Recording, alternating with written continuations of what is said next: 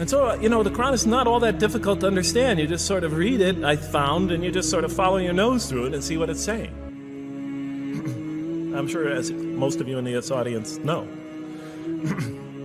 Okay, so we see that man is not only a learning creature, but he is a moral being as well. There's another verse in the Quran that says, by the soul and that which whispers into it, or which breathes into it.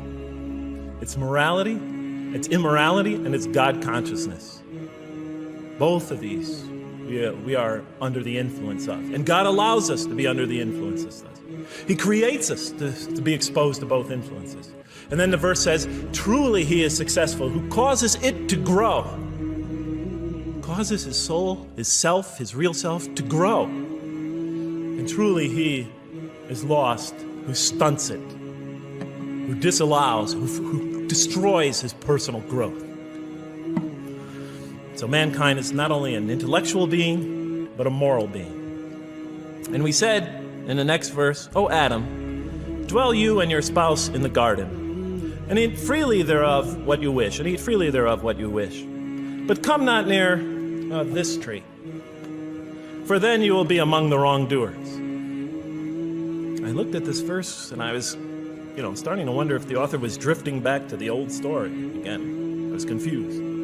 And we said, O Adam, dwell you and your spouse in the garden, and eat freely thereof what you wish, but come not near this tree, for you will be among the wrongdoers. I thought it was drifting back to the old story. Man sins, man's punished for his sins with earthly life. Maybe the author is drifting, he had a good idea, and now he's drifting back to the sort of traditional story. Maybe he couldn't make his mind up what story he wanted. Except for a couple things about this verse, and this happened with almost every verse as I read through it, is that the whole tenor of the passage is sort of not what you would expect. I noticed that the Quran in this story has a tremendous penchant for understating things. Because it says, and said to Adam, dwell you and your spouse in the garden, and eat freely thereof what you wish, to Adam and his spouse. But come not near this tree, for you will be among the wrongdoers. I mean, there's no sense of God being threatened by the possibility of man eating from the tree. In this story, we don't see in this verse, we don't see that God is nervous at the prospect, that he's threatened by the prospect, that he's anxious about it. The tree that he picks, it seems like he's just picking out any tree. Nothing special about the tree. Go not near this tree, for you will be among the wrongdoers. Satan will later come to him and tell him it's a tree of eternal life, of a kingdom that never decays. Turns out to be a complete falsehood in his part. Nothing special about the tree. It's just a tree. God's not nervous at the prospect at all. In the tradition that I came from, God is threatened by the prospect. He has to put an angel with a fiery sword by to protect the tree, so that mankind never goes next to it again. I'm not putting it down, I'm just pointing out the difference in the story. They're both beautifully told.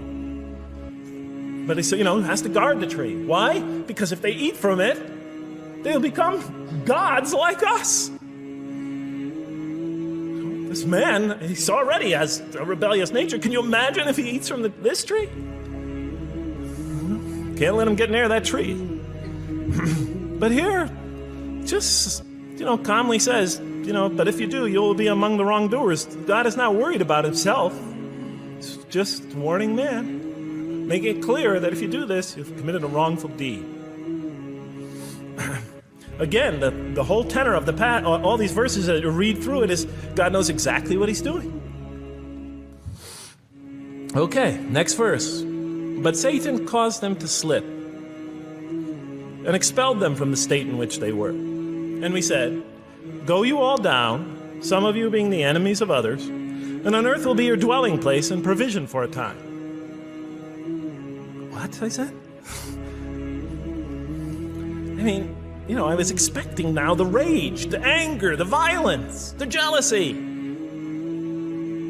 That's what I was expecting. Okay, they eat from the tree. Where's the rage, the violence? I'm going to punish you now. You're going to sweat on earth. And you're going to suffer, and you're going to stub your toe, and you're going to work, and you're going to labor. And you're going to die there for what you did. And where's the woman? Right? And the woman. Right? She's the one who's going to suffer the most. Right? She'll have to suffer labor pains and monthly cycles, right? And bleeding and crying out when her children come into the world. She'll scream out. And worst of all, the greatest humiliation, the man will rule over her. When he's obviously her intellectual inferior because she and Satan seduced him, and he just bumbled along and committed a real, wrong deed. Well, I don't mean to make light of it, but the story is obviously different, though. No threat here. As a matter of fact, look at the way it says, "O Adam, dwell you and your spouse in the garden, and eat freely thereof what you wish. But come not near this tree, for you will be among the wrongdoers." Then they make the mistake. But Satan caused them to slip and expelled them from the state in which they were. And we said, "Go all you down, some of you being enemies of others, will be adversaries of others. Some of you will be adversaries of each other, and earth will be your dwelling place and provision for a time." This is not a deity losing it. If you look at it, on earth will be your dwelling place and provision for a time. That's not the words of a God that is lost, that is really extremely upset. On earth will be your dwelling place and provision for a time. When I walked into the hotel today, and they said, and it's this nice one up there, I don't know the name, I can't remember the name of it, but that's a continental breakfast. And they said, your room will be room 111, and there's a continental breakfast in the morning. I didn't say, I didn't think they were mad at me. Because he said, you're going to sleep here, and this is going to be your provision in the morning. Oh, thank you. But notice something else about this verse. When you read these verses for the first time, I don't know, maybe I'm nuts. And many people think I am. But when you read these verses for the first time, this is just so much that catches your attention. But Satan caused them to slip. Remember, I couldn't get that verse those words out of my head. Satan caused them to slip. To slip? The greatest sin in the history of the human race, and it's called a slip? In my culture, slip means, you just momentarily, for a fraction of a second, you lose your focus. It's not a big deal. My Uncle Bob used to always say to me, Jeff, I'm sorry I'm 5 minutes late, I slipped up. The understanding is it's no big deal. It's just a slip. That's what we say when we make a minor mistake. I slipped up. Don't worry about it. Never happen again. A slip, I said? Momentary loss of focus? The greatest sin in the history of humanity? Why we're all here? Why we're all suffering? Why we experience death? A slip? I didn't believe it. I went to my Arabian friends at that time. I didn't know any Arabic. I came to this verse. We went through it line by line. I said, now don't change any words. Just read them one at a time. But Satan made them, and I said, okay, this one right here. What does it mean? Tell me what that means. They looked at it. It says, slip. Slip. And expelled them from the state in which they were. A slip, I thought? But then maybe I was trying to force the traditional understanding, the traditional interpretation. Maybe it was just a slip. After all, they didn't commit murder. They didn't commit robbery, rape, pillaging, assault. They ate a couple of pieces of fruit. It's not the greatest sin in the history of humanity by any means. And then the next verse says, and then they were expelled from the state in which they were. Well, what state were they? Let's see now. Let's go back from where we started. First, mankind is being taught. We see he's an intellectual being. Then we show he's a moral being. Moral being means he's a being that's going to have to make choices. And then God gives him this choice. It's not a huge deal. It's not the gravest sin in the history of humanity by any means. It's minor by any standards. They make it, though. We see that God originally intended to put man on earth as his vicegerent. We see a period of preparation where he's being prepared intellectually, where he's growing as a moral creature. When does God finally put him on earth? What signals that he's ready to begin? He makes his first independent choice. It's not the worst deed in the history of humanity. It's minor on anybody's scale, but it shows that mankind is ready to act on his own, to be his own, to make his own choices, that God has empowered him to make choices, and he's ready to make them and carry them out. and see them most often to their expected ends, if God wills. And that seems to be the only real significance of it. But I thought, maybe I'm getting this wrong. Maybe God just blows off into an angry rampage the next verse. So I look at the next one and it says, and then Adam received words from his Lord. And God turned to him mercifully, for he's oft returning, ever merciful. Well, if I had any doubts up till now that God is not enraged by what this has happened, that God hasn't prepared mankind for this choice, for what was eventually going to happen, that all this was preparation for mankind to begin his earthly sojourn in this famous allegory, if I had any doubts before now, I had them, certainly didn't have them after reading this verse. This verse is entirely consoling, reaching and merciful, reaching out to mankind in mercy. Mankind goes to earth. He's obviously afraid. He obviously feels remorse. He's in an unfamiliar environment. And what does God do? He turns to him. He turns to him. In Arabic, the word is has the meaning of like a father turning towards an infant or a child or somebody, or a parent, a mother turning towards a child. And he turns to him mercifully, and for God is oft returning, ever merciful. And Adam receives words from his Lord. What kind of words? Probably words of consolation, words of hope, words to tell him not to be scared. And in the next verse we see those are exactly the type of words that Adam receives. He says, go down, Adam and his spouse. Go down from this state, all of you together. Repeating that again, just so that we know that this is not a punishment here. Go down from this state, all of you together, and truly there will come to you guidance from me. And whoever follows my guidance has nothing to fear, nor shall they grieve. It is an emotional picture. This young couple is here, in fear, in shame, feeling remorse, and God reaches out to them and turns towards them and tells them, you have nothing to fear, nor shall you grieve. I know this is tough for you, but you've been prepared for it up till now, through your entire existence. It had to happen. This is a necessary stage in your development, in your growth. But just hang in there. Follow my guidance. Be true to me and I'll be true to you. I'll guide you. I'll help you. I'll do whatever you need. Just follow my guidance and you have nothing to fear, nor shall you grieve. Okay. So I was impressed. I thought this author, whom I didn't know, I thought was extremely brilliant. Because the story is entirely coherent, but it's bringing out entirely new meaning. And it's stressing some things in the human equation that I would never have normally thought of. Actually, I thought these sort of things argued against the existence of God. Here, the author was using them to say, look at these play a fundamental role in the purpose of life. What? Intellect. Human beings have intellect. In response to the angel question, they are moral creatures, and they are subjected to evil and angelic promptings, and they have to choose between them again and again and again throughout their existence, and their growth, which the Quran talks about frequently, is going to depend on that. We're here to grow, as we will see, but it emphasizes choice. Human beings are creatures of choice. It also emphasizes suffering. Suffering. That's pretty nice writing. It also emphasizes suffering. Human beings are going to suffer here on earth. That's the first thing that the story mentions. Spread corruption and shed blood?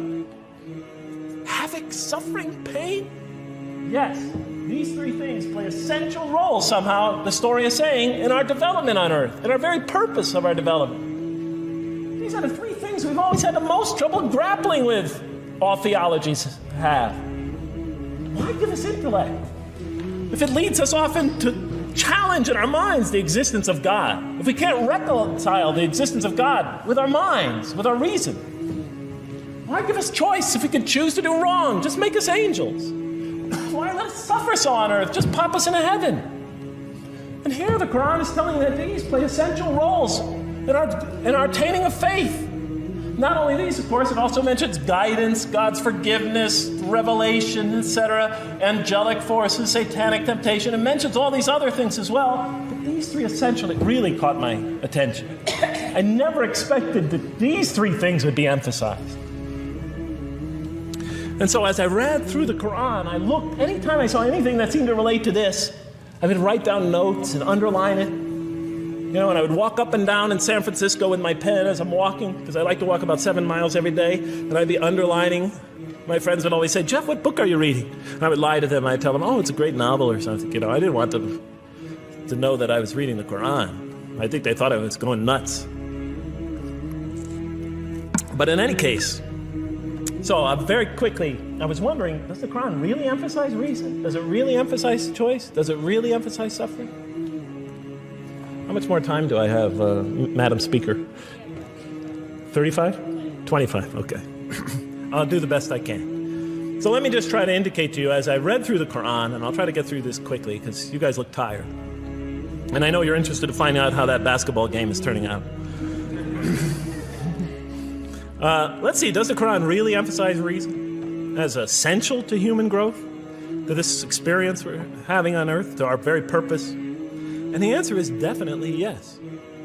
So much so that even Western Orientalists, people who wrote against the Quran, have said that this is a major feature of the Quran, a feature that you cannot miss. Henri Lemens, writing in the early part of this century, one of the famous Orientalists, you know, who wrote very much against Muslims, hoping to unseat them from their religious belief.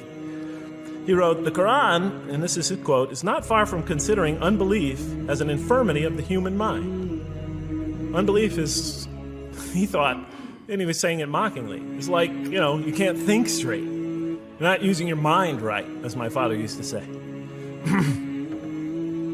Maxime Rodinson wrote at length about the rationalistic approach of the Quran to faith. And this rational tone of the Quran is one of its most salient features, beyond doubt. I'll just give you a few quotations.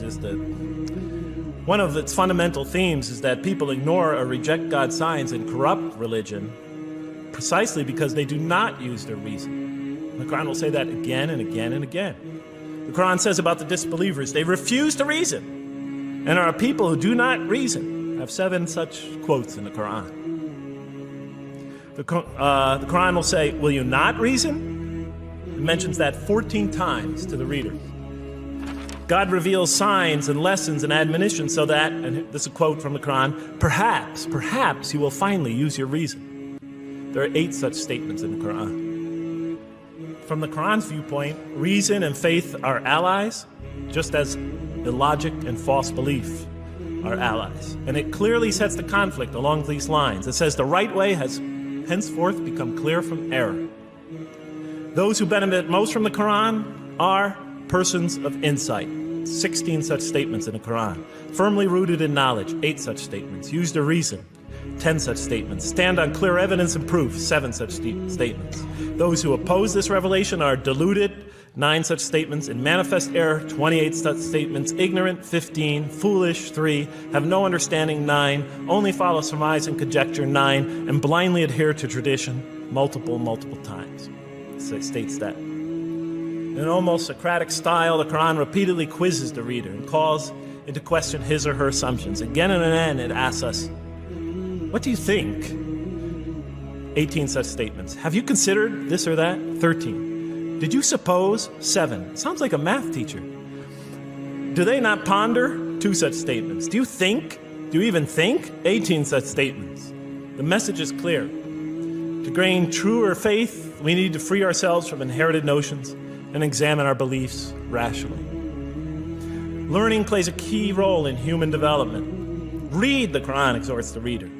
For God taught us the use of the pen and taught humankind what it otherwise could not know. In life, nature, and history, in the Quran, there are signs and lessons for those who are wise. There are 21 such statements. The Quran states over 100 times that it has been revealed to make things clear.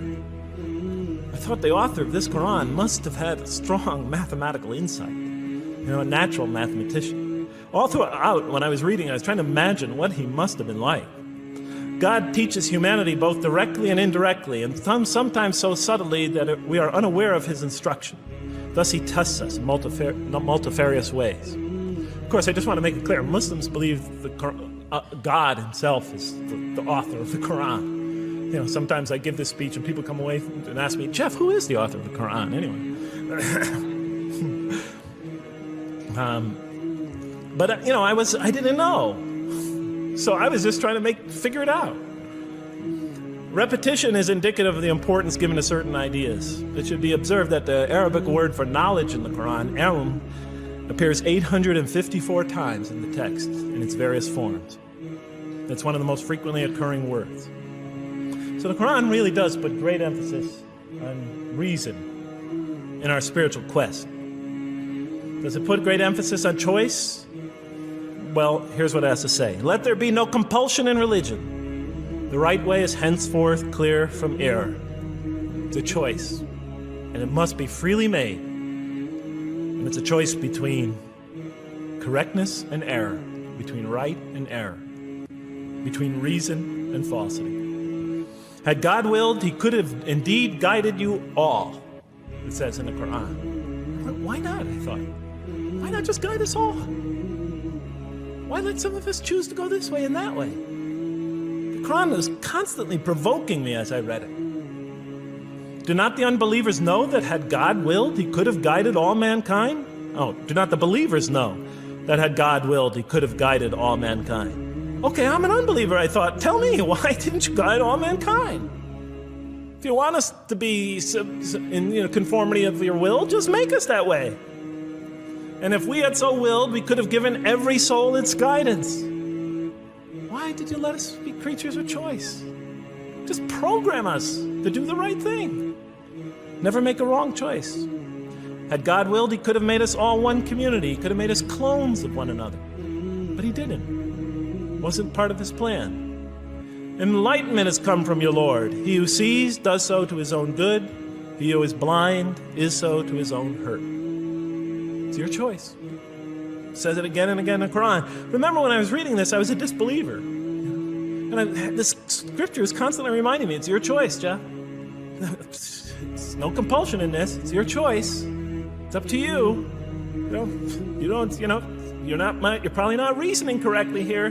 Think a little harder. Come on, try. It's just a few more steps. And whoever is guided is only to his own gain, and whoever is stray, I am only a warner. It's your choice.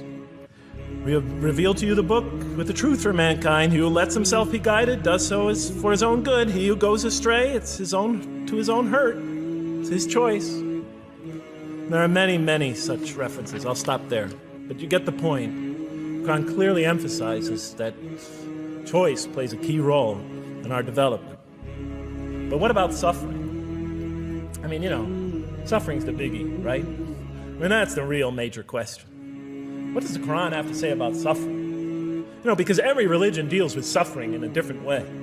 It's either something you have to be saved from, and so some religions stress salvation, or it's something that you have to sort of transcend through meditation and training, so you can sort of not feel it so much, get above it and beyond it. Some religions see it as primarily punishment.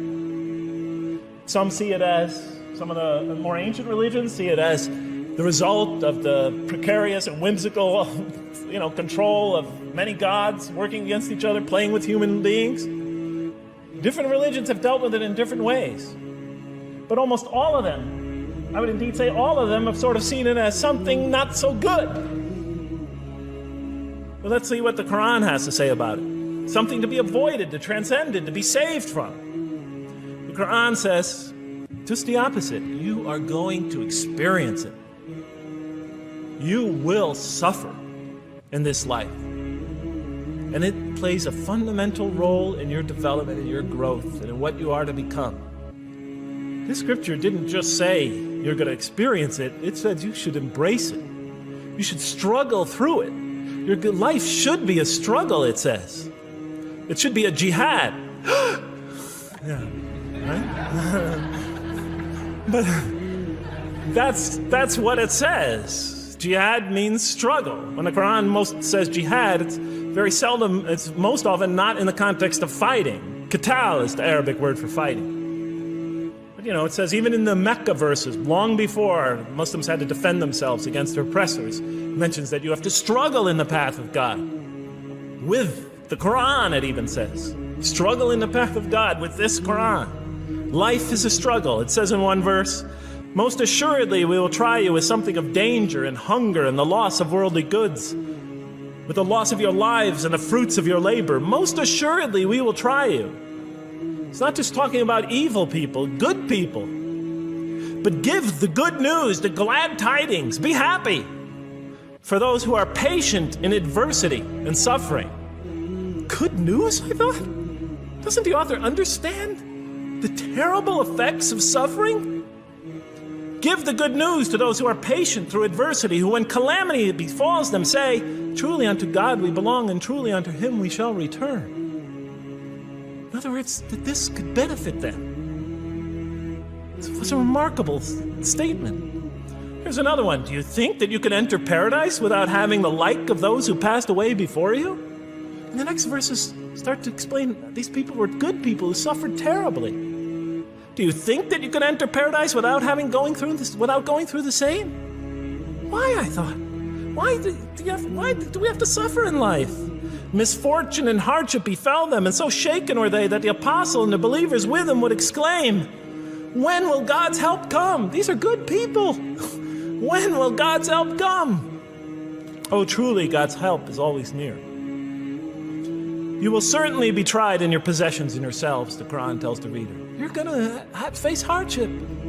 It's guaranteed. Every soul must taste of death, and we try you with calamity and prosperity, both as a means of trial. And to us you are returned. You are going to have hardship here. There is going to be no heaven on earth. This environment is made to be an environment of adversity. It is made to be an environment where you have to work, where you have to struggle, where you have to strive. And it plays a key role. Oh man, truly you've been toiling to your Lord in painful toil, but you shall meet him. You're toiling, yes, but you shall meet him. We certainly created man to face distress. What, I thought? We certainly have created man to face distress. You made us to face distress? Does he think that no one has power over him? Sometimes people get, so down, they just think, this can't be a God. Look how I'm suffering. He will say, I have wasted much wealth. Some people just become totally devoted to worldly aims. Does he think that no one sees him? Have we not given him 2 eyes to see with, a tongue, and 2 lips to communicate with, to learn from by communicating? Can't he see around him? Can't he tell from communication with other people? Haven't we pointed out to him the 2 conspicuous ways? What are the 2 conspicuous ways?